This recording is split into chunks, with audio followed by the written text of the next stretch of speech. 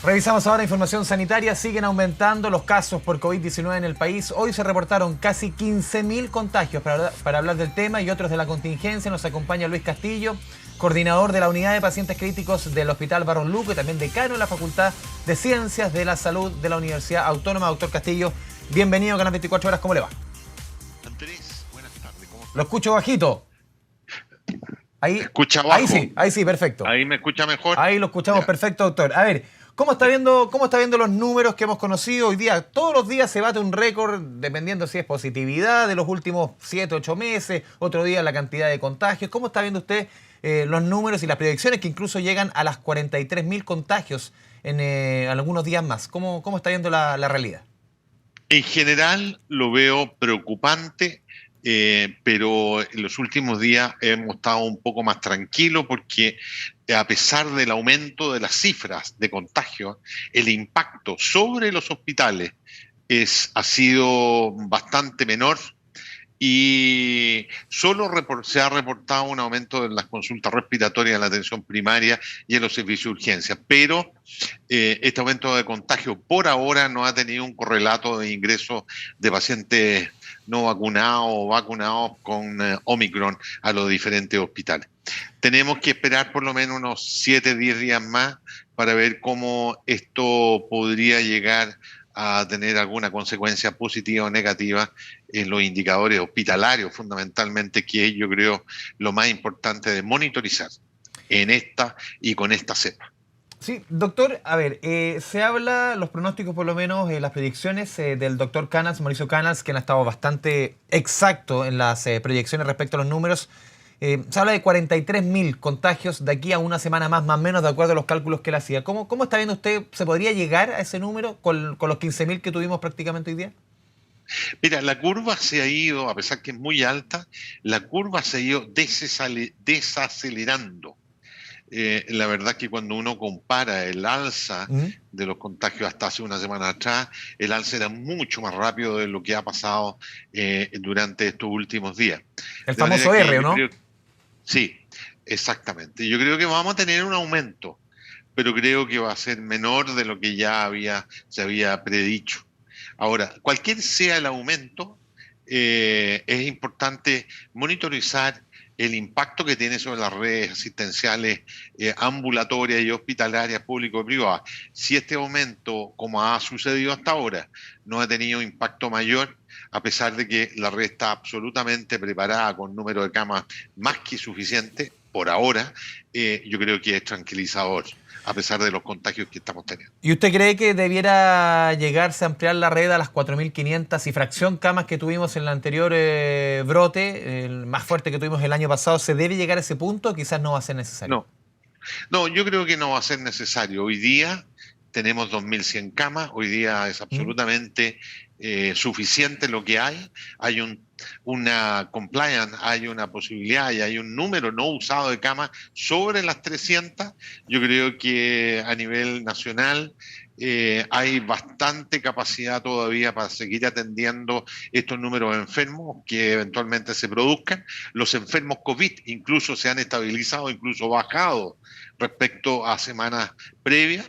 De manera que yo creo que por ahora, con lo que ha hecho, con el crecimiento de cama, con el refuerzo de los sistemas de urgencia, tanto atención primaria y hospitalaria, y el incremento leve a moderado del número de camas, alrededor de 250, basta y sobra por ahora. Hay que ir mirando semana a semana e ir haciendo predicciones respecto a las curvas y la velocidad de crecimiento, pero por ahora yo creo que es más que suficiente el número de camas y la información reportada por los hospitales es bastante tranquilizadora. No obstante, no obstante, hay que estar monitorizando en forma muy activa, especialmente por esta cepa. Sí, más compleja quizás la situación, doctor Castillo, en la atención primaria, en las urgencias. Está leyendo declaraciones de la presidenta de la Confederación Nacional de Funcionarios de la Salud Municipalizada, Gabriela Flores, quien decía que están al borde del colapso, que tiene más de 200 trabajadores contagiados. ¿Cómo está viendo usted en esa fase? Quizás, claro, en las UCI la situación es más, entre comillas, tranquila respecto a otros brotes, pero en la atención primaria, en las urgencias, ahí parece que el escenario es distinto. Claro, siempre hemos dicho que esta cepa Omicron está produciendo tres circunstancias eh, bien distintas. Primero, está produciendo un aumento de las consultas por enfermedad respiratoria, especialmente en las urgencias de la atención primaria, en los SAR, en los SAPO. Segundo, en la urgencia de los hospitales. Y tercero, puede llegar a producir un aumento de hospitalización, no en cama de UCI, sino que en cama de complejidad baja o complejidad mediana. Hemos visto un incremento leve de las tasas de consultas por enfermedad respiratoria en atención primaria. Sé que la División de Atención Primaria ha mandado información respecto a los recursos necesarios para que la atención primaria de salud pueda reforzar con recursos humanos y con recursos económicos la extensión de los turnos, el fortalecimiento con recursos humanos de los turnos que están teniendo en las urgencias rurales y las urgencias urbanas propiamente tal. Lo mismo sucede a nivel hospitalario. Es ahí donde se está produciendo la mayor cantidad de actividad asistencial. Y en los hospitales, las camas de complejidad mediana, no en la UCI. Y es por razones de que esta cepa, los pacientes vacunados, está produciendo cuadros de mediana a leve complejidad y gravedad. No obstante, en los no vacunados es el riesgo potencial de producir cuadros más graves que potencialmente pueden ingresar en la UCI. Ese es más o menos el cuadro que está sucediendo en nuestro país. ¿Y cree usted, doctor Castillo, que debiera replicarse lo que se ha visto en otros países referente a que la variante Omicron llega con mucha violencia en cuanto a número de casos, pero también se retira con una velocidad mayor que otras cepas, por lo menos que Delta, que Alfa, que las que hemos conocido?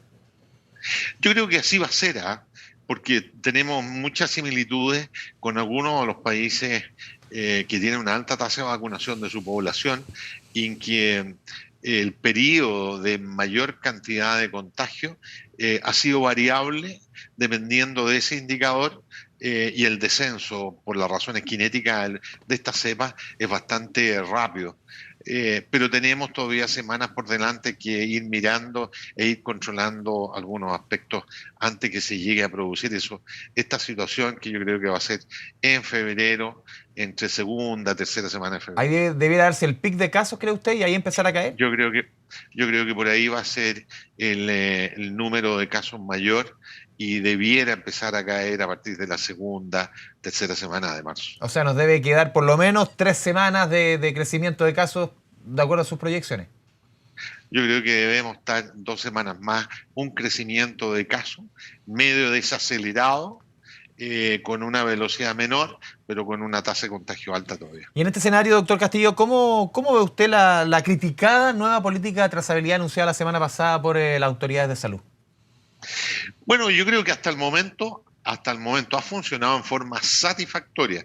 Ha aumentado la trazabilidad, hay mucho más PCR, se ha puesto a disposición los más de 280 laboratorios, se ha incorporado la trazabilidad del antígeno, que es muy importante por la rapidez que hace y dice, especialmente en los establecimientos de larga estadía de la población de más de riesgo.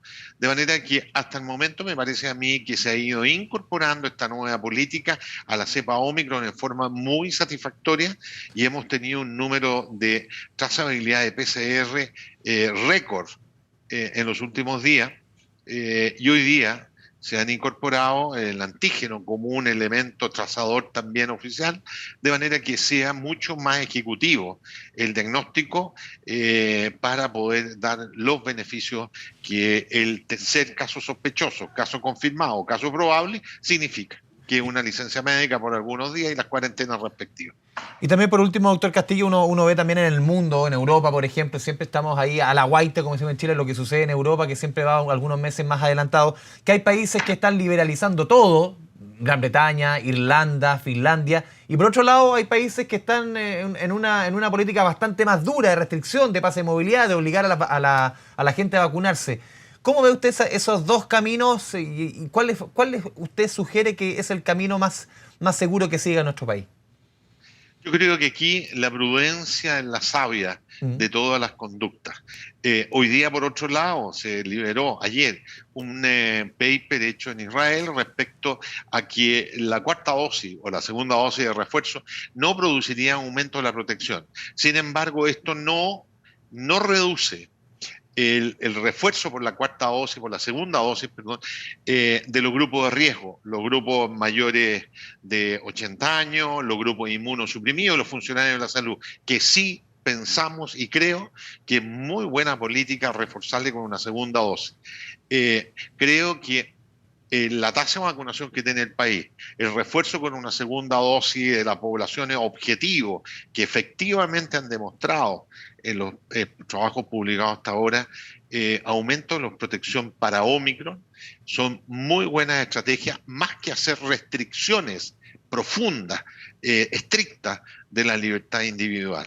El país pienso que no está para encerrarlo nuevamente con todo lo que tuvimos hace unos meses atrás. No obstante, si es una medida que haya que aplicar, habrá que aplicarla sin mayores contemplaciones, pero por el momento se ve lejano una medida restrictiva de esa magnitud. Doctor Luis Castillo, le agradecemos este espacio con Canal 24 Horas. Muchas gracias. Andrés, mucho gusto y gracias por el contacto. Chao, chao.